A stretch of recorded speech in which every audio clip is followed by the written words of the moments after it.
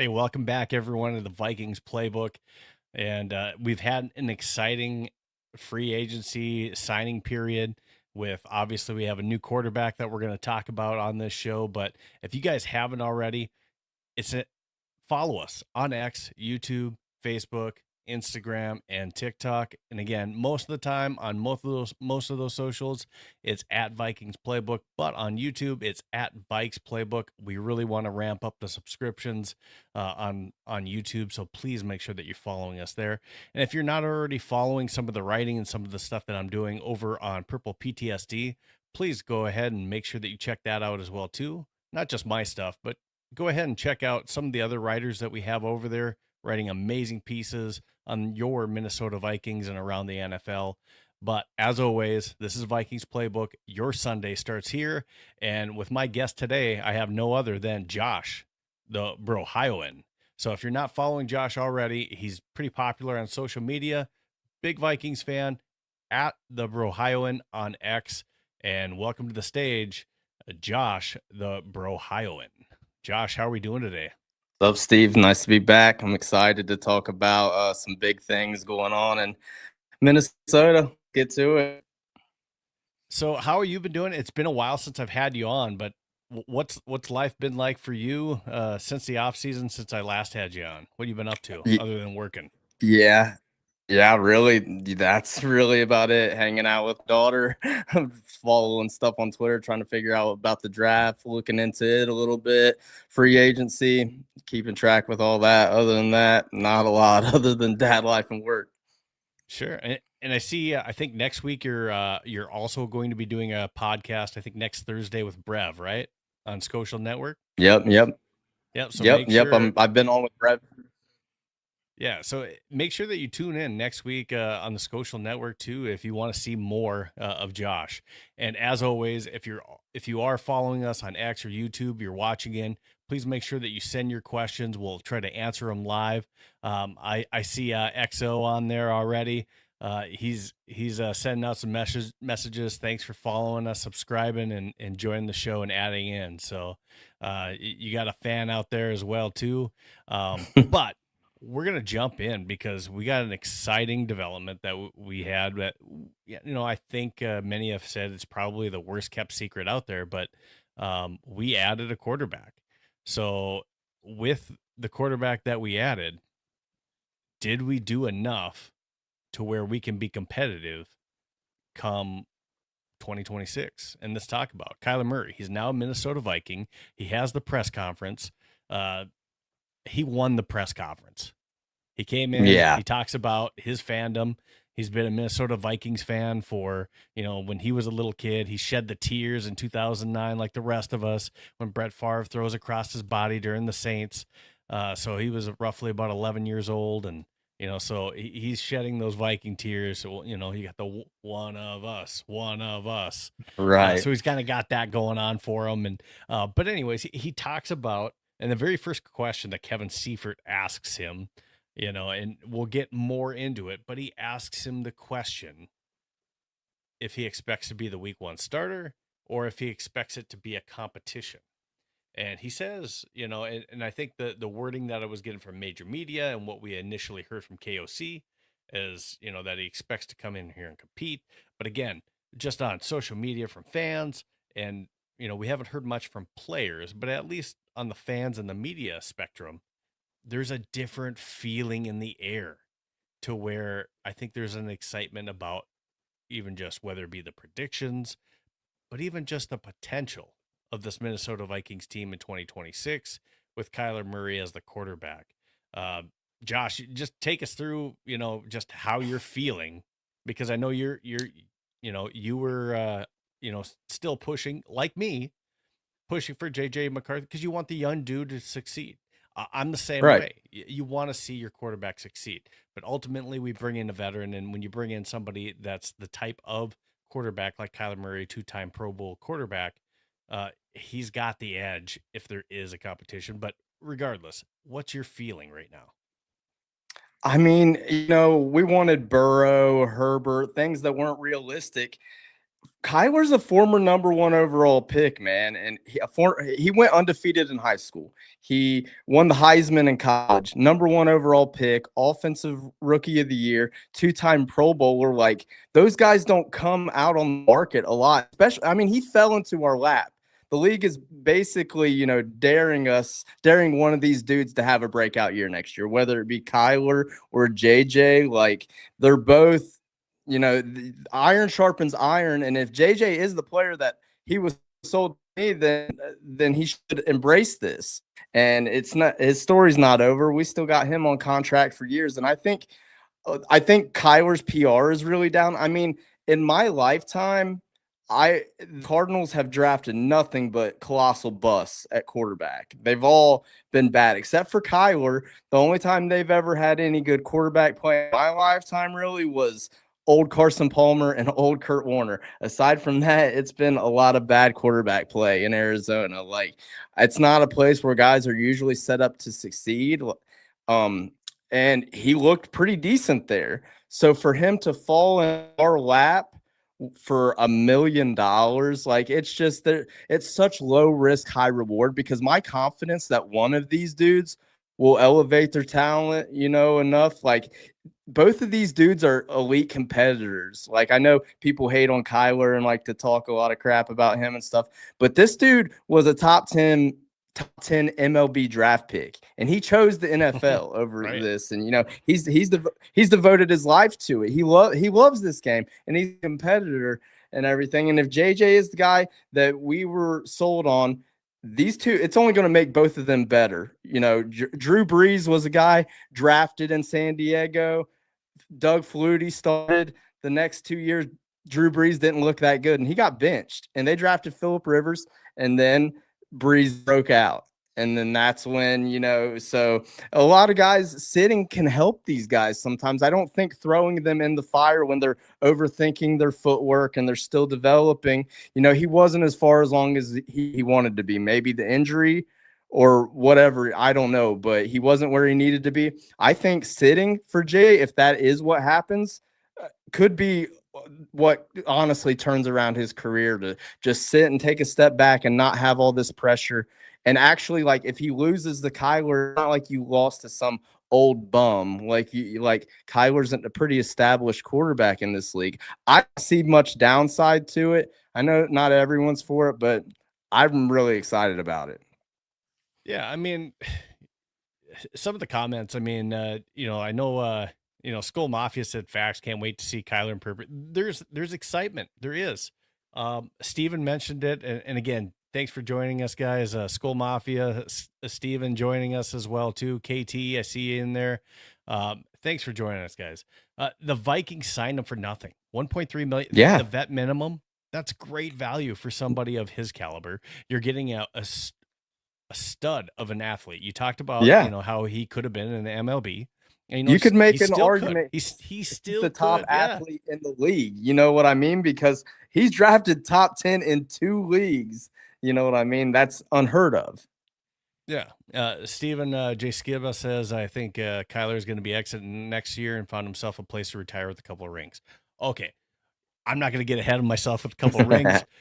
Bit, because I've been a Vikings fan for a minute or two, so I kind of know how the story ends sometimes for us. But yeah, when it comes down to it, Kyler Murray, at least in 26, gives us the best chance to win. Now, hell of an athlete, he can extend drives, and that's what we were missing last year. And part of it was maybe, hey, KOC wasn't running in some of those situations that he should have been. But at the same time, we weren't extending drives and getting those opportunities as well. But Norfius, I see it. I see you coming in.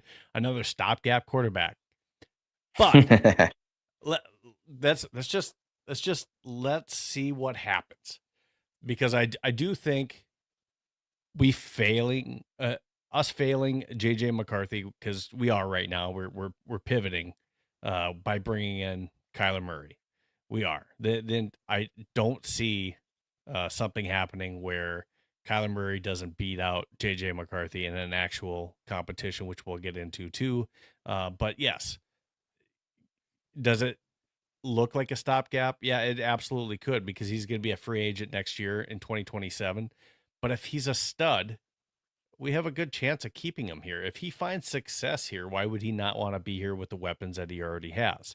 And I can't see this, the front office, which I do expect Rob Brzezinski, if he has a successful draft, I do expect him to be named the GM. I don't expect this front office or this head coach to make a second mistake if Kyler Murray does go off in 26. We're not going to do the same thing we did with Sam Darnold. We'll lock him up. That's unfortunate for JJ McCarthy, because I'd like to see the kid succeed. I feel like I saw a glimpse of what he could have been towards the end of last season. We're not doing some of the things that you maybe should do with a rookie quarterback in order to develop them. And last year, he just wasn't ready. Would he be ready this year? Yeah, maybe. But we're most likely, we're not going to see that. And it's hard to pass up on a 1.3 veteran minimum, 2-time Pro Bowl quarterback, Kyler Murray. And with a change of scenery coming from the Arizona Cardinals, with us, Right. Steve, you're talking about it as well too, bummed out, but this is what best for the team. You know what? And if it is a competition, like our topic too, if it is a competition, I think this is hopefully going to bring out the best in both of them. Yeah. And JJ's story's not over. Even I mean, it's not. He's 23. There's dudes who come into the league older than that. You know what I mean? Like right now, like there's dudes probably in the draft right now older than he is right now. Mm-hmm. Like he's still young. Like we basically, threw him to the wolves. Okay, you're not fully where we need you to be. And now we brought in legit competition. Yeah, now we brought in legit competition for him. Like I said, sitting and, absorbing it. He didn't get to do that his rookie year. People like he got hurt. He was away from the team. He was a rookie, but he wasn't sitting there with Darnold and getting the reps in practice and having the real rookie experience. So last year really was his rookie year. I think he was like the first quarterback ever drafted in the first round who was out before the season or didn't play a snap, or it was some weird Vikings stat. And it was just this gives him a chance to step back. I think it could help him. I'm not someone who really thinks could be the worst thing ever for him at all. He's still young. Yeah. We still have him on contract for 3 years if we want. This could help both players. For sure. Mafia says all I want to do is win. Either JJ or Kyler, is a brilliant move, win-win. I'm in the same boat. If Kyler's wearing purple, I want him to succeed. But I still want JJ to still push himself to show out. Because his story's not over. And it is a win-win for us. Even if Kyler does ball out and he goes to another team because, he wants to go somewhere else. I know the Rams were potentially courting him, as well as the eventual Matt Stafford replacement as well, too. But let's just say for some reason he balls out and he goes somewhere else. We got him for 26, and at least we took a shot. Because I do feel with the current moves that we've made so far, bringing back TJ Hawkinson on a cheaper deal for now a 1-year deal, because we got rid of his 2027. That's an underrated move. Aaron Jones in a cheaper mood, who we released as well. And I think that I don't think we were trying to trade Jonathan Greenard until he started asking for more money. And I think just poking around a little bit, seeing what's out there. I don't expect it, and I wouldn't if the price isn't right. Maybe get to next year's trade deadline and you're like, there's a desperate team who wants him. Next year's draft is kind of looked at better anyway. You could see how things go. And then if it gets to that point, then it gets to that point. But unless he straight up demands it, I'm not letting him go for cheap, man. Why? Well, Dallas turned to look good down the stretch, but having those guys to rotate in and keep each other fresh, man, is so underrated for teams. I'm all for keeping Greenard unless it's for something too good to pass up. Now, I want you to have your own opinion on this, but again, major media, and the words I saw from Kyler Murray and from KOC when he got asked the question as far as if Kyler Murray's starting or if it's going to be JJ, is there going to be a competition? Is he naming a starting quarterback? His comments were, I don't believe I have to name one of those right now.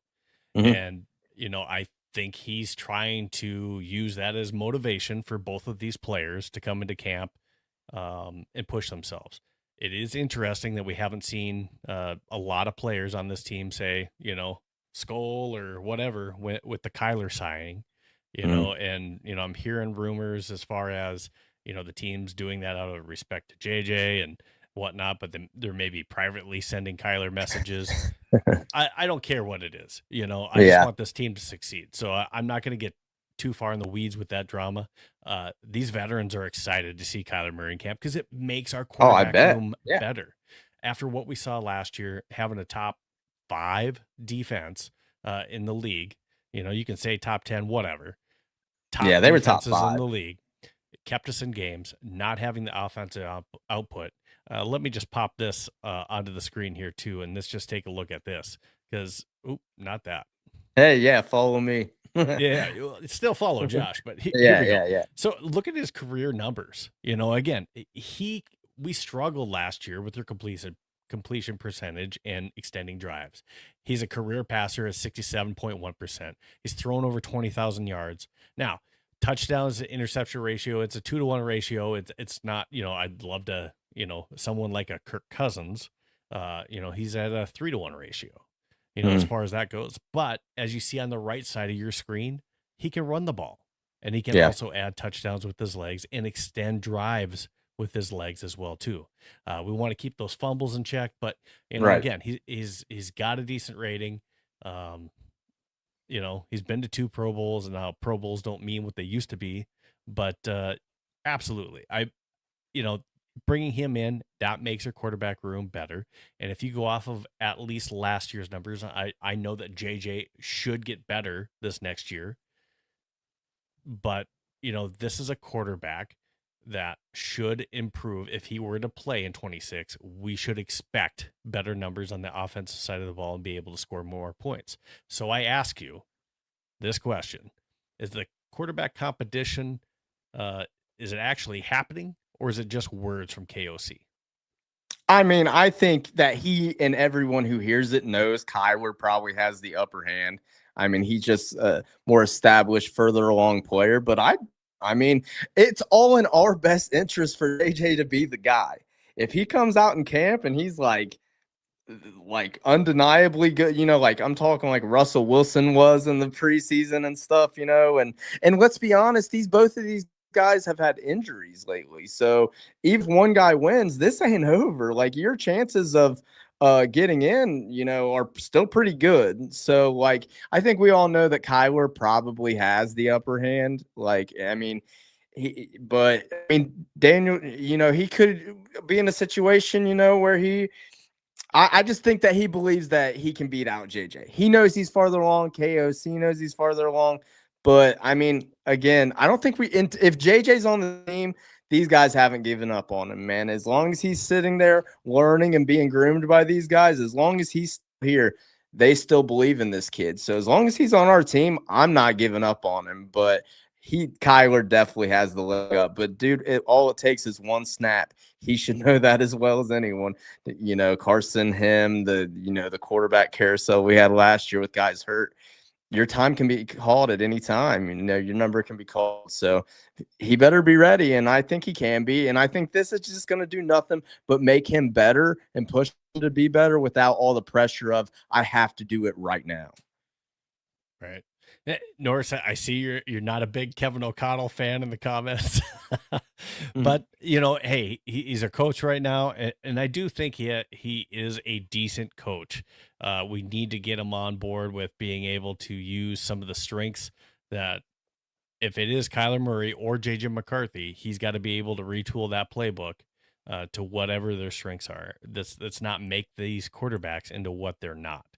Well, and As far Kyler, as yeah, go our ahead. run game has been, so bad since he's been there, mid to bad, or it just hasn't been anything. Kyler opens that up so huge. That's so underrated because you have to be honest with him when it comes to running the ball. He can take off on you any second, just one little stutter and he hands it off, or he can open up that run offense that we've desperately needed something to happen there. That is one thing I'm very excited about.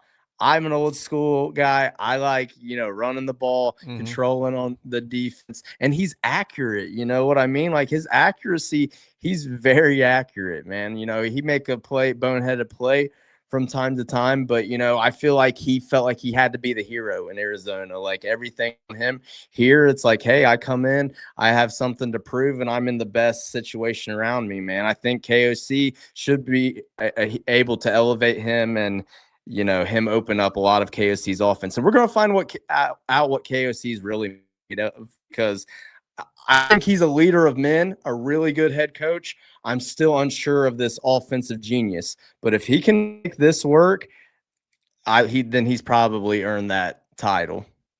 So, Skull Mafia, you said Kyler never had that in Arizona. I'm not exactly sure what you're meaning by that. So, if you want to throw in the comments, kind of what you mean by that, but Kyler hasn't had, maybe a good offensive coach either in Arizona. So he's been able to put up some decent numbers, but with not even just having the offense, he hasn't really had like the offensive weapons mixed with the defense. I guess that's one of my arguments that I would say, even with Kirk Cousins, we never had the defense to go with the offense. We have the defense right now. We have the offensive weapons. We just have to find the right quarterback to be able to do that. Yeah, Skull Mafia says a good defense is what he meant by that. Yeah. So, I mean, it is a good opportunity for Kyler to absolutely not only make the offense better, but him being able to extend drives and put points on the board. That also changes what our defense does. It allows our defensive players to be able to pin their ears back. Now, Jonathan Hargrave, we'll get into that. He ends up going to the Packers. He made that comment like, hey, Flo's defense isn't good for, defensive linemen trying to get to the quarterback. Okay, well, when you're behind in games, it's hard to pin your ears back and go after the quarterback. A lot of that was because of the scheme that we had to play in order to keep us in the game. It's a little bit different when you have leads, and we didn't have a whole lot of that last year. And I think if we did, that also changes the way that Flo's running that defense as well, too. Well, and let's be honest, that's all Jonathan Hargrave cares about. John Hargrave cares about is rushing the passer. He don't care about stopping the running back in the run game. He wants those sacks and everything. And, I don't know. I'm fine with seeing him go. None of us were begging to keep Javon Hargrave. So Packers, you can have him. Better than Jeffrey Simmons or some names they were throwing out there trying to trade for. Yeah, you just take Javon Hargrave. We'll call it a day. Now, Steve Skiba talks about it again, with KOC, so with the competition, KOC's job, he is in the hot seat. I believe he's in the hot seat to where he has to at least make it to the playoffs. Maybe even if Kyler's the quarterback, possibly even has to win a game to maybe even keep his job. So is this really a competition? Because if he could be under the, if I go with JJ and I had Kyler on the roster and we do bad, you're for sure gone, but if I go with Kyler Murray and we at least make the playoffs, if Kyler looks good, that maybe buys him some time. So if Kyler fails, we'll have to see. I really think that no doubt, no matter which way we go, I think we have to make the playoffs this year with Kyler Murray being on the team, whether it's JJ or Kyler. You have to make the playoffs. If for some reason that Kyler were to get hurt and JJ comes in and you're still able to make the playoffs and JJ's doing well and Kyler was good, he maybe saves his job that way. But going with either or quarterback, you need to get to the playoffs and maybe even win a game to keep your job. In the zone, thanks for joining us. I definitely appreciate that as well, too. Steven Skiba says Kingsbury was down in Arizona, wasn't he? He's the one. You're right. He was down there for a little bit. And when Kingsbury was there, he went off. Those were his Pro Bowl years, Kyler looked his. Yeah, it was when Kyler got hurt and Kingsbury was fired, and they brought in these other guys, Petzing and stuff, with the Lions' new offensive coordinator, who Arizona fans are fine with, getting rid of him. For majority I've seen from Arizona beat writers, Arizona fans, most of them are really sad to see him go and feel like it's a we failed him more than he failed us type of situation. Sure. They seem to talk him like he's a really good guy, and some of these comments about his work ethic aren't quite warranted and everything like that. Like he said, I'm flattered that at my size you guys think I can go out there and perform and not prepare and not care and everything like that. Like I think he gets a bad rep for that. So I don't know, man. I'm just ready to freaking get on with it, to be honest. I'm ready for this season, and Kyler has me more excited than I've been in a minute. Yeah, and I was just talking, I sent a message because I was watching D Woods on School State of Mind. And if you haven't checked that out, go ahead and check that out too. But I mentioned this, and In the Zone brings this up as well too. K1 balls up, do we resign him? Absolutely, because I don't think we make the same mistake that we did with Sam Darnold. If he goes out and has a huge season, you can't make that mistake twice. That by itself is a fireable offense if he goes out and balls out with us. And we win a game in the playoffs, or even just he has a Pro Bowl type, legit Pro Bowl type season. I think you got to do that. AJ says, I wonder if they promised him the start. We don't know, and no one's going to tell us that, Yeah. But you got to believe that had to be part of the conversations before he even came down to take a physical. You got to believe that was part of some of the negotiations that they had, or his agent had with the Vikings. You got to believe that. Man, it just Norris just I have nothing against Tyler Murray. Man, but you kind of took a dig at him though, Norris. He is funny to watch run around out there. I can't lie, but the dude does some freaky stuff, man. In my opinion, I think he's a better version of Caleb. When he's at his best, I think he's better, at least than what we've seen from Caleb so far. And I think our defense is better than Chicago's, and I think our wide receivers are better Chicago's. Like, I think, him with this defense, like Skull Mafia was saying, man, like, it's his first time he's really had something over there. I'm excited to see it. And In the Zone, you're right on. I'm on the same page. JJ's not ready to be at that level that K1 is right now. I'm not saying he doesn't have a ceiling to be just as high, if not higher. That is possible. He's only played 10 games. He's a young kid. There's quarterbacks in this draft that are older than JJ McCarthy that are coming out that are going to get drafted here in April. He's been in the league for 2 years, but he's still younger. Some of these quarterbacks that are about to get drafted. So yeah, let's be real. K1 right now, yeah, absolutely. He's hands down a better quarterback than JJ McCarthy. That doesn't mean that JJ's, like you said as well, Josh, it doesn't mean that his story is over or that his ceiling isn't higher than what we've seen. Absolutely doesn't mean that at all. All right, let's roll on into our next topic. Just a free agent update as far as those individuals that we have signed so far. And let's just kind of take a look at some of them. So James Pierre, I think this was a great pickup and sign. I'm going to be honest with you. I didn't watch a whole lot of James Pierre tape. He was a CB3, CB4 for the Steelers, but at least PFF rates him really well. A lot of people actually went out to say he was one of the sneakier pickups, and for the price that we got him for too, he was a reasonably cheap pickup for a 2-year deal that we got him on. Eric Wilson, we brought him back, and Eric Wilson, I mean, that signing initially when it came out, there were people that were, trying to get on the train to where that maybe, they thought that maybe we overpaid for that signing for him. But when you take a look at the actual deal, the 3-year, $22.5 million, it's basically, it breaks down into a 2-year deal. Sean Borman broke this down. His signing bonus was $6.25 million for 2026. It's a $1.39 million base salary that's fully guaranteed. In 2027, it's $4.86 million of the $6.14 base guaranteed. To me, he's got some bonuses that are in there too, but they're smaller. So his cap hits in 26 is 4.8 million, 4.08 million in 26, 8.83 million in 27.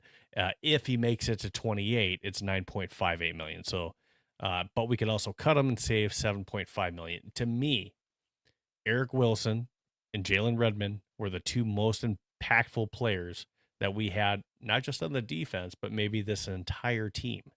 So to bring him back at that price, to me, is a bargain.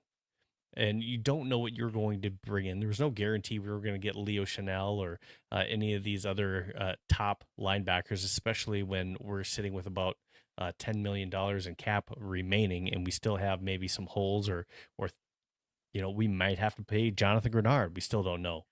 I thought that was a good signing. Tavier Thomas, we brought him back. He's mainly a special teams guy. He only played 19 snaps at safety last year. So it's a special teams re-sign. CJ Ham's gone. My thought is that they're planning to have Tavier as maybe the new special teams captain. Who we lost, Jalen Naylor. We lose him, wide receiver 3. He's maybe the wide receiver 2 now with the Raiders. And then Vikings, we still don't know, which I think now that K1's back, and I kind of made mention, and he liked it, but we'll see. I said to Isaiah, I told him that Isaiah Rodgers Sr., I told him that, hey, tell Harrison Smith and Greenard that we're running the back. He liked that. We'll see it, but I think Harrison Smith comes back. I do. I think unless we get blown away for a deal, we bring back Jonathan Greenard. Now tackle Justin School, who was out there, and the School got absolutely olayed early in the season.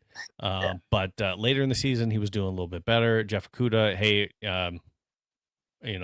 not what have you done for me lately? What did you do at all? Last year, he was hurt pretty much the entire year. Ivan Pace, we tendered, so most likely we will probably low tendered him, but most likely we will probably see him back as well too.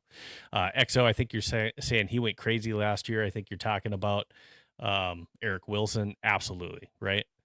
And then don't lose step with Pace. Yeah. Gone, liability, costs us the playoff hopes. Not sure exactly. I might have missed that as far as on that one. So sorry about Pace. that. I've always been a big Pace truther, man. And then he just last year we saw him play well. He's never good. He was a liability in pass coverage, but against the run and rushing the passer, man, he looked like little star and hidden gem. We were all super high on him, and then injuries happened, and then last year he just looked lost. But if they want him back, someone who's been in the system, knows what's going on, and just provides a little bit of depth for cheap, I don't think they have a problem with that. Eric Wilson, dude, last year, he was a stud. Like, you compare his stats to Zach Bond, who they were putting in Defensive Player of the Year talks the year before, and they're better than what Zach Bond's stats were. I'm just happy to see him back, dude. Like, he's a veteran. He was a stud last year. He's earned that money. He's a great guy. I love having him back. Tavier Thomas, special teams guy. They seem to like him on special teams. Whatever. There's no one that we lost other than Jalen Naylor, who it's like, this hurts, like, to me a ton. And then James Pierre. So my dad and brothers are Bengals fans. They hate the Steelers. it's so hard for them to admit when a Steelers player is decent or good. I even get pretty good value in family fantasy drafts with Steelers or Ravens players because they hate those guys so much, But they even told me this kid gave Jamar and T fits. Like, they straight up told me that. And all the Steelers fans that I saw, like, was kind of like he was a one-year wonder, but he was really tough and really good. And they all wanted him back and thought that the contract that he got, they're like, why didn't we match that? So the fact that his DB coach came over and Brian Flores gets a corner with some size, which is kind of what we've been lacking and what complements what we already have. You got Isaiah Rodgers with the speed. You got Pierre with the size, and you got Murph just doing whatever the heck he wants because he's like that. But I really like that signing a lot and think that could be one of these super underrated ones, that we look back on like, man, how did we get that? Yeah, so you talked about Pace. XO says Pace had a dude. I agree. Very, he dude. really, and I love him. He really probably had that job tell he just wasn't playing well. And then, Will comes in and just totally takes that job from him. And Yeah. I'd like to see, I actually like bringing back Ivan Pace because I think Yeah. there's something there to where I would love Yeah. to see the story as well, too.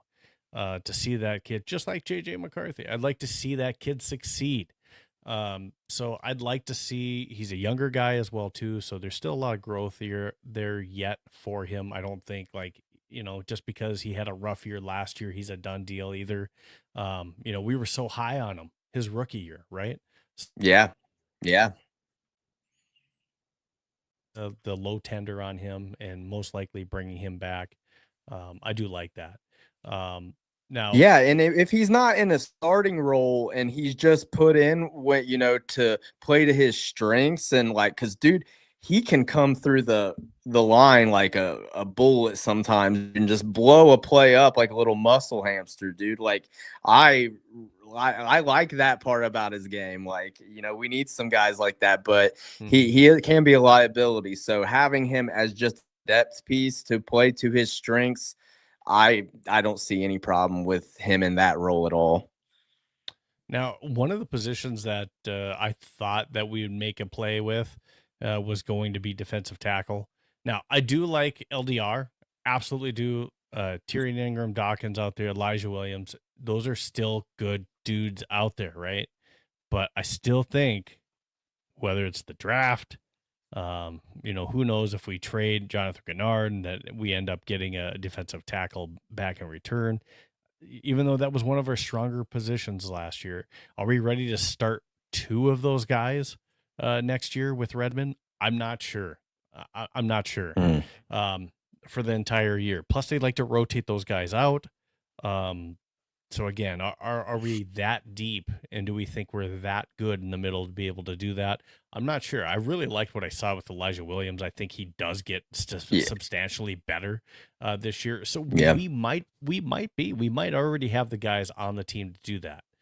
So it'll be interesting to kind of see where we go with that. Northfield says Pace sucked because he was protected by Harrison Phillips. Now he's gone. Could be. We brought in Jonathan Allen and we brought in Hargrave. They're both pass rushing types and not run. They're not great on the run.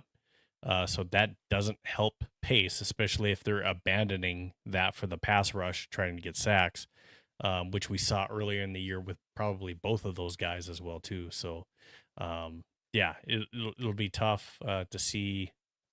I'm glad he brought up Elijah Williams because he was a guy last offseason that they were talking high about. And it was okay, we might have this diamond in the rough guy. And then he just went completely under the radar all season. But you heard good things. So you wonder, is this just a guy that's keeping, down there could be a next Jalen Redmond type of deal, with this dude? I don't know. But they seem to have good things to say about him. So, I like some of the young pieces we have on there, but we definitely need more guys. Now, some of the free agents that we'll be looking at and we'll be talking about, these are just some of the names that are out there have been linked to the Vikings in the draft, so they could be out there at different positions. These are roughly around the first 3 rounds.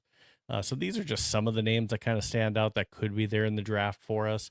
But, again, I think we go defense probably in the first, unless for some weird reason Mekhi Lemon falls to us, and depending on who's on the board, that might be too good to pass up. Think back to when we drafted Jordan Addison. People thought, what are we doing taking a wide receiver, and look at him now, right? It could be the same type of scenario, USC guy as well too. But it could be the same type of scenario there where, it's a BPA too good to pass up on someone like him. But is Ty Felton ready? I'm not saying that we draft someone just, that early just because Ty Felton's not ready. But what I'm saying, in the free agency pool, do we go after someone like, and do we have the money to go after somebody like a Christian Kirk? So, and then, do we have enough firepower to do that, or do we bring in a former teammate like DeAndre Hopkins, who Kyler used to have chemistry with, or a Hollywood Brown, who he used to be teammates with as well too? So those are some of the names that we can kind of think about that might be tied to the Vikings that we might try to make an ad before we get into the draft. But you have to consider if we're going to keep, and that brings me to my next topic. If we're going to keep Jonathan Greenard, do we keep or trade him? If we're going to keep him, we probably have to save a little bit of money to maybe even renegotiate a deal and maybe be able to pay him. Now, maybe we can put off some of that money and kind of shift it. His cap hit this year is 22.1 million. Maybe we can shove some of that cap hits off on 27, 28, 29 if it's, like a 3-4 year deal. We could do something like that. He's a young guy. He's only 28. He's still relatively in his prime. So that could be something that's still out there as well too. But I think in the draft, we're not, we're already going to be a little bit thin if we get rid of Greenard. All we have is AVG, who had some medical concerns last year, and Turner. Behind that, we're looking at Tyler Batty, we're looking at Bo Richter, and we're looking at Chaz Chambliss. So we get a little bit bare there. Plus, we're a little bit bare on the defensive line potentially for at least another big starter to go with Redmond. I don't like that. So if we're trying to make a run, we're obviously better with Jonathan Greenard. So, I mean, unless we get blown away with the trade deal, which the Eagles have been linked to us, I'm just going to roll this. This is from a couple days ago, but Ari Merov actually took one of my questions, and this is kind of what they had to say. Again, this was a few days ago, but this is what they had to say. Sigh of relief. It's like, okay, there were only like 2 or 3 things that happened. Oh, and it looks like there's another thing we should talk, because this seems like it could happen. Jonathan Greenard, the Vikings have been asking for a second-round pick. He wants a new contract. He also has a shoulder injury, which teams are sort of concerned about, sort of want to look into, and unless his agent gets permission to talk to them, he kind of can't. So that's kind of the situation right now. The Eagles have been mentioned a lot with Jonathan Greenard in league circles after they lost Jalen Phillips. If they're willing to trade a pick plus give him a contract, I could see that end up happening here at some point. So definitely a name to keep an eye on. The Vikings are obviously maneuvering a lot of different things. They're going to have a new quarterback here in the next, 28 hours probably. So we're going to see a lot of movement here with Minnesota. But that is one that is still up in the air as of this moment. The Eagles haven't mentioned a lot, though, when it comes to Jonathan Greenard. All right, so that's what Ari had to say. Kind of interesting that the shoulders may be something that's a concern to some other teams. Now, as far as the pick goes, I've heard anywhere from a first to a third, being mentioned with his name, and it kind of seems like his stock was a mid second day pick is what we were kind of looking at, the second, third round pick, second day pick is what we were looking at initially. And then it moved to, after Crosby, we thought was off the board. Then it looked like, maybe the Cowboys would pick him up and be willing to pay a first, for him, and now there's talks that maybe even it could be a third rounder. I think that's ridiculous. If it's anything like a third round pick, I mean, it better be a mid to high second round pick at minimum. Yeah, Otherwise, agreed completely. I'm pissed. And Yeah. the rest of us should be pissed because he's worth a lot more than that in his prime at 28 years old. I don't care if you have right now, he's paid as the 21st, average per year defensive end. Actually, Andrew Van Ginkel is paid as the 15th at $23 million a year. Greenard's his average on his contract is $19 million a year. So let's get him up there a little bit more and keep him if that's the deal. So that's kind of where I'm at, for him. Yeah, I'm of the belief that you can never have too many pass rushers. You can never have too many dogs. John is one of those, man, and he's a leader. He's a vocal leader. He's one of those guys who just his energy rubs off on the guys around him. And people want to talk about his injuries last year, the lack of sacks. Everything else he did was elite. Like, sacks don't tell all the story. Yes, he missed out on some, and that was just bad luck, to be honest. Like, we saw, he was right there a million times. It just didn't go his way. And, the injuries are the same way. And trading him when his value's the lowest, like coming off a down year and stuff, like, I don't. And the Eagles, why would you want to trade him to them anyway? Like, aren't people tired of doing deals with, Howie? What's up, Skull Nation? But like, what the Eagles would have to overpay to me. Like, I'm not giving them John Greenard for a third conference. round. They're in conference, and we're trying to make a run. What are we doing here? Like, there's no way. I can't get behind that. I won't. Again, I'm of the belief John's a dog. We got him on a good contract. Like, just bring him back unless he absolutely just makes a scene and demands something. Bring him back and then reassess at the trade deadline. If Dallas Turner's outplaying him, well, I'd be fine. If he's playing bad and the shoulder's a problem, then what, a third round pick or fourth round pick or whatever. But like, I'm not giving him up for anything like that. Our defense, and with Kyler, we have a chance to legit make a run. We need guys like him. And you pointed it out, the youth on the line. Like, Dallas looked good down the stretch. He absolutely did. But how will he look for 17 games in and out? You know what I mean? Keeping him fresh with Greenard, helped a lot, and those guys help. And it reminds me when Nolan Smith was backing up in for the Eagles. You know what I mean? They just bring him in, and they just slowly brought him along. I love having the depth, and I'm not giving an elite player, at arguably the top position on the defense up for anything close to a third round. It's got to be, like you said, middle second round and some change, high second round or first. You know what I mean? Like, I'm not taking less than that. And what do you do with the money? I mean, let's just say that you get rid of Greenard's contract in a trade. What are you doing with that cap space? I mean, yeah, we can probably bring in a little bit more of a high profile wide receiver, but all of the defensive tackles or the other defensive ends that we possibly would have brought in, they're all gone.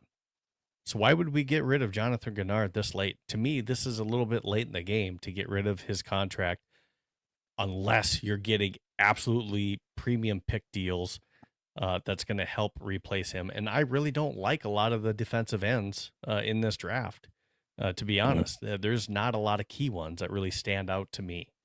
Northfius, I know that you sent this message as well too, JG threatened to sit out. So if we keep him, we don't pay him. He's got 2 years left on his deal. Is he really going to sit out? I think we have the leverage on that. I don't think he would do that. But man, I mean, you just came off of 2 years left on your contract. You came off of a season where you only played 12 games. You had 3 sacks. Yes, you were top 7 in pressure rate last year. But does that really equal that I need to get a new contract? Now, you can argue that, hey, should I be paid more than AVG?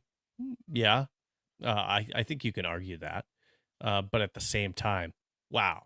We're tight on cap money the way it is. People are taking restructures, taking less money to stay on the team. And you're going to put us in a position like this. And man, I have a hard time with that. I really do. I get that you need to get your money and take care of yourself, all that good stuff. I get it. I think after that type of a year, that's usually not the year that you want to say, hey, I want a new contract after 12 games and 3 sacks and an injury. That's all I'm saying. Yeah, no, I'm with you. Like, he deserved probably a raise after his first season, but we signed him. That was a great deal by Kwesi. That free agent class was actually very nice. The total opposite of the next year. So, we got him at it. I just can't see us trading him, man. I think, see what's out there, but I don't expect it at this point, and I will be disappointed if it's not anything high. All right, so let's take a look at this next one, and I'm going to help you out with it as well too. We kind of talked about this. We'll kind of do a joint mock draft, and if those of you in the comments, if you have some comments of someone that you like that you want to help us influence, because this isn't mine. This is going to be kind of a combination of Josh and I going through this. But if you haven't and you want to read more on what I had to say about Jonathan Greenard, please go to purpleptsd.com. Go ahead and check out that article. And before we get into that, I just want to say this. I was on with Brev here, and 2 days ago, I did a 7-round mock, And yes, I ended up going because I saw the comments with the Mackay Lemon, but he was sitting there. Now, everyone is different, and there were just not a whole lot of great options there. And Mackay Lemon fell. And I was lucky enough to get Lee Hunter in round 2, and he's a good inside guy that I do like. Yeah, I love him.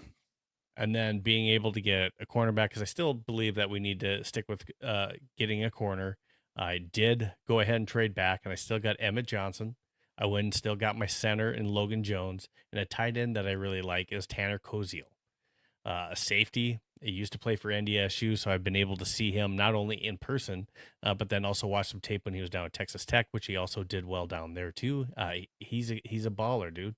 And he's a ball hawk kind of guy. And then also got a fullback because we have to replace CJ Ham, and he's the best fullback that's out there. So he's available in later rounds as well too. And then, hey, we ended up taking a tackle and then a flyer on a quarterback in Taylor Green, who's, some say is like a Lamar Jackson type, but he's, I would try to compare him like a Joe Webb. He's a project. He's a project kind of guy. Yeah. So it's a flyer. It's a throwaway. We're looking at round 244. Could turn out to something. Just incredible athlete. So you don't know what's going to happen. So I just wanted to throw that out there for what that Zeke Masses is what Northfields keep out. Zeke Masses and the Gentry pick. Wow, that's one I like later in the later rounds. Okay. Yeah. All right. So we're going to keep an eye on it, and I'm going to go ahead and bring this up on my screen. We're going to do a 7-round mock here. So if you guys, like I said, if you guys got comments in here, go ahead, bring them up. Let us know who you like too. Now, I am going to have a Vikings Playbook episode coming up here where I want to bring on you guys. You guys that haven't normally been on the show, but you're in the comments, you're a fan, you want to come on here and do some mock drafts because I want to do like a mock draft episode. And I want to be able to run through some of these to where we get a couple different mock drafts because I want to see who you guys like. Okay. And I want to give you guys the opportunity to do some of this as well. All right. So let's go ahead. We're going to do all 7 rounds, doing the Vikings. We're not going to do any funky drafts before the draft. We're going to plan that we're running it back, and Jonathan Greenard's going to be with us. All right. So we're going to go ahead and start the draft. And this is what we're looking at early on. So we just who went off the board. So someone that has been linked to us has been Dylan Thieneman, again, safety out of Oregon. So he's off the board. Lemon's gone. Another guy I really like, Kenyon Sadiq at tight end. I would be very tempted, even though I want to take a defensive player at 18. If Kenyon Sadiq's there, man, really tempting with TJ Hawkinson only having 1 year left. Oliver's getting older as well, too. Bartholomew, we really don't know what we have in that 6th-round pick. He was injured all last year. So if Kenyon Sadiq is around at 18, I do like that. So what we do have available is Jamard McCoy. He's a cornerback out of Tennessee. He's coming off an injury. Caleb Banks broke his foot at the combine. He's coming off injury, but he's a big guy. Jordan Tyson, wide receiver, is available out there. Emmanuel McNeil Warren's still available. Safety out of there. Avion Terrell, who's also been mocked to us, is available. And then Caden McDonald a little bit farther back, and Peter Woods. So these are some of the individuals that are still available. We don't have any trade offers right now that are available to us now. Just kind of taking a look. AJ says that it's hard to pass on Tyson. Bob Sweeze said that we should try to trade back twice and load up in the second. Norsefius says, drop me a link. Yeah, absolutely, Norse. After this, remind me. Just remind me. Just send me a DM that, hey, you want to do that as well, too, to get on that draft pick episode. And Norsefius said, Sadiq's kind of short. Dude, that guy's a baller, but I have a tight end, Tanner Koziel, that I mentioned. He's 6'7", and he's just an absolute weapon. He only dropped 2 balls, caught 65 passes. That's amazing, at that size. All right, so this is who we have available. Is there anybody that you really like, Josh, that you're seeing on the board right now? I do like McCoy. The injury, I don't love. I wonder how.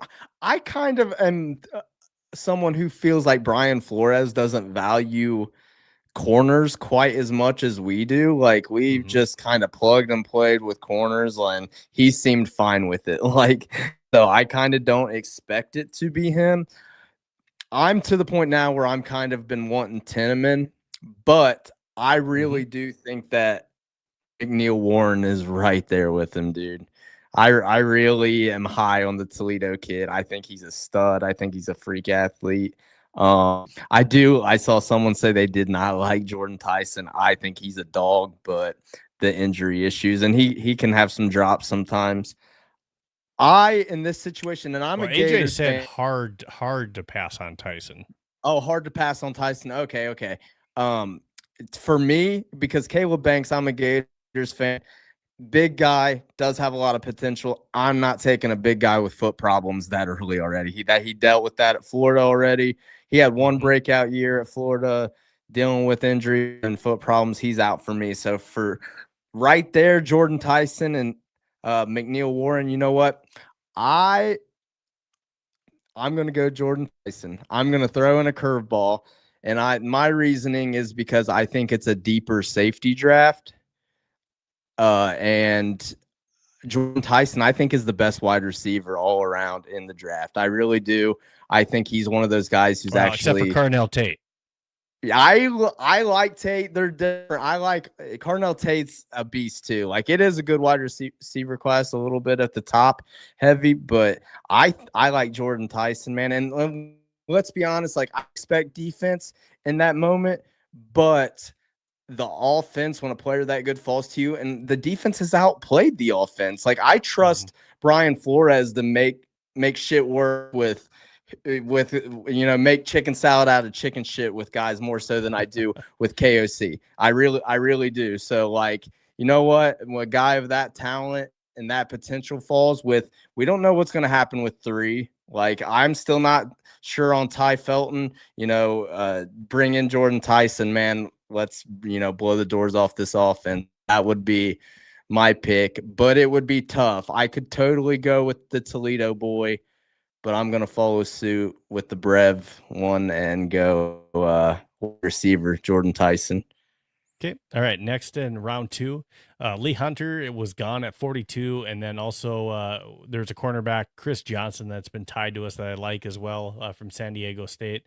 But who's on the board that I do like on here too is Jacob Rodriguez. He's a linebacker out of Texas Tech. And also Keith Abney, which I've watched a lot of tape on him, and he turns into a receiver when the ball's in the air. He watches the ball, not necessarily once it's in the air. He plays the ball like he turns into a wide receiver. He's a 6-footer. He's got good hands as well too. He can intercept the ball, and I really like his coverage skills as well. So Keith Abney's a guy. Jacob Rodriguez was awesome at the Senior Bowl, and he really stood out. We do, potentially have a linebacker need in the future. Cashman is not getting any younger. I believe he's in his last year this year as well. So we could have a need after this year to where we maybe only have Eric Wilson that's actually on the roster under contract. So that could be a need as well. Jadarian Price, if we're looking for a running back, pretty much he's not going to fall to 82. So if you're wanting to take a running back here at Jadarian Price, this is the one to do it. But there are some other running backs that are available a little bit later also. So you have shout out options available to you.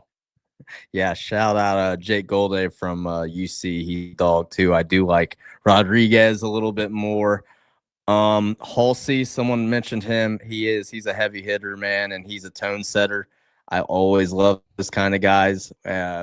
I think Harrison Smith's going to come back, but I think they're a little bit, we get Metellus back, but I think they might, I wouldn't be shocked if they're a little higher on Jay Ward than we are. And he gets more snaps next year, and we kind of put safety on the back burner a little bit on this draft. I'm going to do it. We're ramping up the offense. Give me Jadarian Price. Again, I trust Flores to get the defense right. I'm tired of watching the run game struggle. I think Jadarian Price is RB2 in this draft. I wouldn't be shocked if he somehow sneaks in late first round. I think he's a stud. I really do. I like him a lot. And I'm tired of watching our run game struggle. We could wait till the fourth round, take someone like Emmett Johnson, who I like as well. But I think for what we want to do, I think Jadarian Price is a 3-down back, dude. I want to beef up the offense. That's and Kyler and the thought of Jordan Mason. I really like his style. Sure. You're going to get dinged on this, but this next pick coming up, and this is just my take. Now, you can go ahead and take somebody like a Jake Slaughter, or you can go ahead and take a Connor Lew. But again, I'm just saying that I think that they're really good centers. I'm just saying that there's some other guys that you can take a little bit later to sacrifice to pick up some other spots of need in this draft. That's just me. But taking a look at who is available, really some of these spots that we're looking at, you're probably overdrafting your next picks at 97 for some of these positions that you're wanting to get. And, one that keeps showing up here too, Bryce Lance, depending if you want to wait on wide receiver in some other drafts, he's a guy that you can get a little bit later too. But, just the way that it's following to you, safety, you're looking at Jennison Smith out of Arizona is an option. I do like Anthony Hill Jr. a lot. You scrolled down a little bit. There's Deontay Corleone out of Cincinnati. He was projected. He was about to be a first-round pick, man. He was on trajectory to be that guy, and he had the medical issue. So the only thing I don't like about him, is he's a little bit short, which means most likely he doesn't have long arms. He's a bigger guy. He's kind of a hole stuffer type of guy. Yeah. But he's a little bit small as far as arm length goes, and trying to maybe shove around some of these guys. But he is big in terms of weight and size, but not maybe size as far as height and length. So those are my only dings on Corleone. Yeah, scroll down just a little bit. I'm probably gonna end up failing your test, but sorry, scroll where? Down? Scroll down. Let me see some of the names. Okay. You know what? I'm gonna do it. I'm gonna take. You don't have to take. You do have a pick at 97. So I mean, you could go center if you're wanting to take that now. You could do that just because of where you're at. But you could also. There is a trade option here. You could trade back to 101. But man, that's 20 picks. That's tough. Man, Norsefius is about selling me on Corleone. Man, he's my boy. I do love Jake Slaughter. I think Jake Slaughter is one of those prospects that isn't like flashy, but he's like a plug and play day one smart player, and could see him being a guy who played in the league a decade. I really do like him. But like you said, this center class isn't like top heavy as far as like, a first round, second round guy, but there's a lot of guys in that 3 to 5, 5th round range. That's like, I think they can be studs. You know what? I'm going to take Corleone. Let's lock it in. UC. I like it. It fills a position of need going into the season as well. And, trenches. Yep. So you just had Connor Lew went off the board. Jake Slaughter's gone. We also had LT Overton is a name that's been also mocked to us as well. And with pick 97, who I can see on here, Markel Bell, Antonio Williams. We've kind of taken care of the wide receiver, even though we've talked to Antonio Williams. I don't think we take another receiver at 97. No, not at that point. This would be the area where I would start looking at. Okay, Wheatley's still there. I was thinking about taking him in the last one. I really like him out of Penn State. I think he would be a solid fit. out of the names that you've scrolled across so far, I think he would be your next the pick's guy at 161. So, is it not our pick yet? No, it is. But at 161 is your next pick after this. So yeah, we're talking all right. 64 picks before you get to pick again. So he'll be gone. Lock Wheatley in. So we got D-line, running back, wide receiver, and a safety. I'm pumped with all those. I like all these guys that I've gotten so far. I think they'd all be good fits. Now here's the spot where I'd be looking. Who's the centers on the?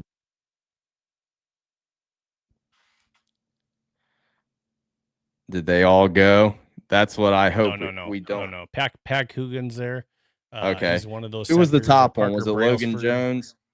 Logan Jones is who I really like out of Iowa. Again, I do like Pat Coogan. He's on here on the board, and Parker Brailsford has been another one that's named kind of in that mix as well. I do like Coogan. So Logan Jones went already? He did. Yep. Okay. So where is Coogan projected, and what pick are we? He's projected 181. Your next pick's at 195. Parker Brailsford is average draft positions about 217. Again, after this pick, 195 is your next one. I think I'm going Coogan. Give me the national champion. Give me the guy. I like him. I think he could be a solid pick there. Northfield says Antonio Williams is Jordan Addison. I know that we've been talking to Antonio Williams, so he could be on the radar. Like if we don't take a wide receiver early, that could be a pick at 97, where we're looking at possibly picking up a player like Antonio Williams. That could be in play. I mean, the Vikings have talked to him and looking into him, so absolutely, Northfield. All right, so we're at pick 185. Now, Tanner Koziel is staring you right in the face, and let me just show you this guy. Yeah. This guy. Look at this. So in 2025, he was targeted 94 times, had 74 receptions for 727 yards and 6 touchdowns. In 2024, he was even better. He was targeted 94 times. 123 times, had 94 receptions, 840 yards, and 8 touchdowns. Mind you, like I said, he was targeted 94 times. He had 74 out of those 74 receptions and 94 targets. He had 2 drops. Look at this. This kid is 6'7". Yeah, I mean, you're a hell of a salesman. I think I got my pick. Let's run to the stage there. The only other pick I'd be looking at here if he didn't already have it was Cole Wisniewski is staring you at the face. I think I like the way it felt, man. I didn't take a tight end yet. He fell right to me. Seems like this is a spot he isn't going to last any further. So I like my draft so far, man. Yeah, I like my draft. All right, you're at 234. You got 235, so you got 2 back-to-back picks, and then you end in 244. So just take a look at what you have. You have a wide receiver, a running back. You got an inside defensive lineman, a safety, a center, a tight end. Kind of some of the holes that we maybe have to fill. Maybe with these last 3 picks, you could be looking at a swing tackle. You could be looking at also adding a linebacker in here. You could be also looking to add in here a cornerback or even possibly another safety that could be on display here for these last couple of picks. Eric Gentry's out there at USC at 236. Again, you have 2 back-to-back picks, so no one's going to steal it from you here. So you're going to be able to go back-to-back. So Eric Gentry is one that also some of the people in the chat had said that Eric Gentry was one that they liked. Okay. Sayer Wright is available. Could be an option. I've seen that guy from Wake Forest. I've seen his name mentioned a little bit as a developmental kind of guy. Let's go punter.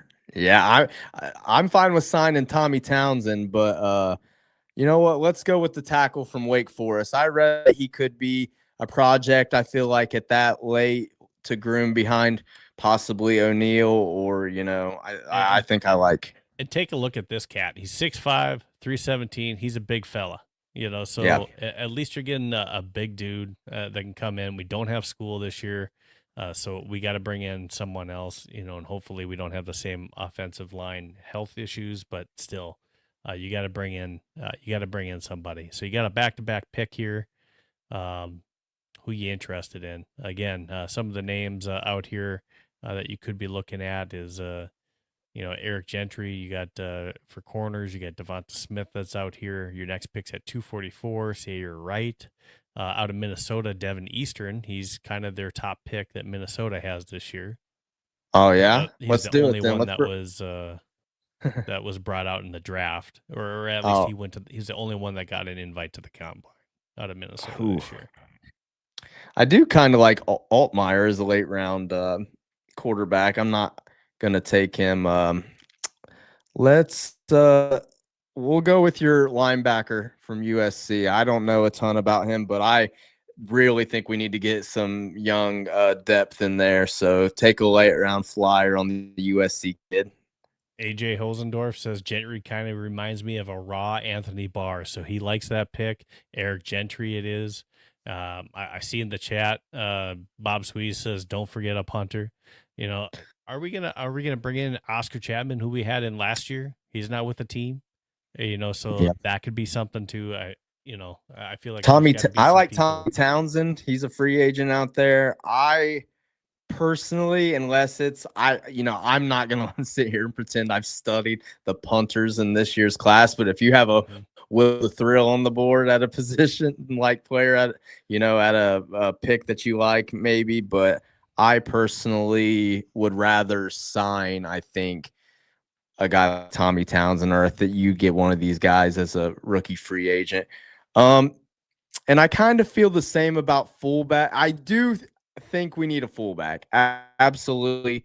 But I don't know that I'm going to draft one, just because I just think that's more of a rookie free agent type of deal. Who was the top players on the board?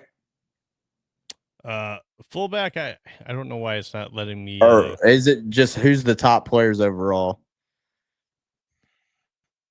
Who's available right now? Yeah. Jalen Daniels, Taylor Green. So these are quarterbacks that are available. Luke Altmaier, that's there. You already picked a running back, so I don't think you go to Faison or anything like that. This is probably a good spot to take a flyer type pick, unless you want to take a look at some of the picks that you made. I can't take any. Yeah, you didn't pick up any corners, in this draft either. But I guess we'll go with the Clemson corner. I don't really know. Yeah, I would probably go corner here, a developmental corner guy you like, possibly. He's got size, 6'2", 200. Yeah, screw it at that point. Okay, we'll go ahead and draft Lucas here at this spot for you. All right. Draft Ty Simpson is what it's trying to tell you to do. Oh, come on now. I'm not a Ty Simpson guy now. When you got Kyler Murray and JJ on your roster right now, I don't know if we're trying to bring in Ty Simpson as well. Dude, but looks like they give you a B-, but you can't really take all of these grades into consideration because it's it's looking at your need and it's looking at where you picked, but it's not necessarily means that hey, your pick was bad or your pick was good. I'd be very happy with that draft. I mean, to come out with arguably the top wide receiver and RB2 to me would be huge for the offense. Corleone, I'm telling you, the dude can get after it. He's a dog. Mm-hmm. If it weren't for some of the, health concerns that he had, he'd probably be getting picked higher. Wheatley, I think, is one of those dudes who, if you miss out on McNeil, Warren, Tinneman, he's definitely a guy who would fit in to keep an eye on. Coogan, national champion, man. I mean, he won what, Rose Bowl MVP I like or Pat something? Coogan. Yeah, I do. Yeah, I do like Pat Coogan. like I said, this center draft, there's no like star, but there's a lot of guys who I'd be cool with. Yeah, and then the developmental guys late. And you sold me on Tanner Kazeel or whatever, but yeah, Jadarian Price, man, he's a dog. If we could get him at pick, loves that. Yeah, I think so too. Our running game. I mean, it's been since Dalvin Cook like 10 years ago since we've had young like stud running back, you know what I mean? Like drafted. It's something we typically do well with, you know what I mean? Growing up, we always felt like I had solid running backs in Minnesota, so it's like time to take another swing. Absolutely. Yeah. Robert Smith and Adrian Peterson and Dalvin, we've gotten kind of blessed, with some of those guys. I miss the running game. Give me Price all day, and I'd be very happy with that. Well, this has been a good show so far. I definitely appreciate you coming on, not only, doing some mock drafting with us too, but, you were able to agree to come on this late, and I hope I can have you on again, hopefully a little bit closer to the draft. We can kind of do this again. But for those of you guys that are out there, if you're not already following Josh, someone said that he's the king of memes, out there too. Absolutely. Go check out Josh. Not only is he hilarious out there with some of the memes that he's throwing down there too, he's a fan just like you and I. He's watching the Vikings and posting about them every day. So just make sure that you go check out Josh at the Brohioan on X. So make sure that you go do that. And Josh, do you have any final things that you want to say before we sign off here? The story of the offseason was find competition for the QB room and nail the draft. We knew with money, we didn't have a lot to spend. The draft, it's imperative that we nail the draft this year. Whatever they have to do, they all need to work together and they need to figure this out because Questie's not there to be the scapegoat anymore. So now it's all on them. They need to bring it, man, or who knows what's going to happen with KOC. So this draft is huge. Feels like we say that every year, but it definitely is. And with what we got at the quarterback position now, I feel like the board's center that we need, safety that we need. I think there are positions that are kind of deep that can help us out.